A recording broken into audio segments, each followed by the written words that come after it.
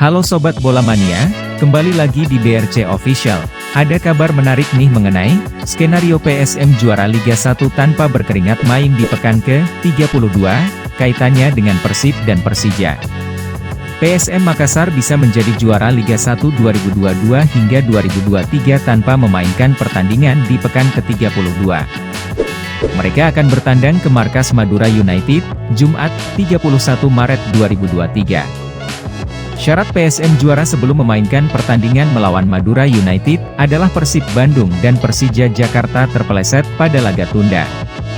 Menjelang bermain di pekan ke-32, Persib akan berhadapan dengan Bayangkara FC, Jumat, 24 Maret 2023.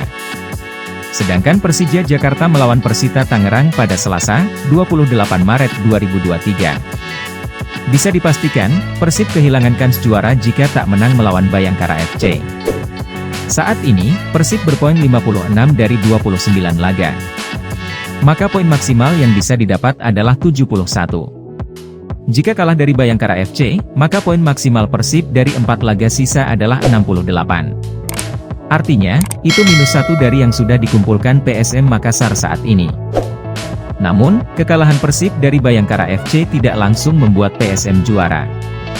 PSM harus menunggu hasil laga Persija melawan Persita.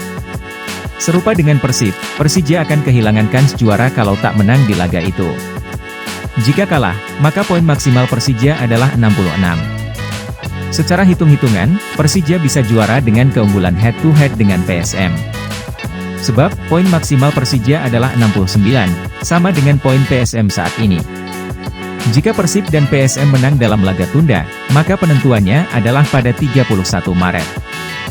PSM langsung menyegel gelar jika mengalahkan Madura United, apapun hasil antara Persija dengan Persib yang menjalani laga tunda di hari yang sama. Nah itu dia Sobat Bola Mania untuk update kabar kali ini, bagaimana pendapat kalian Sobat? Tulis pendapat kalian di kolom komentar ya Sobat dan jangan lupa untuk like, comment, and subscribe.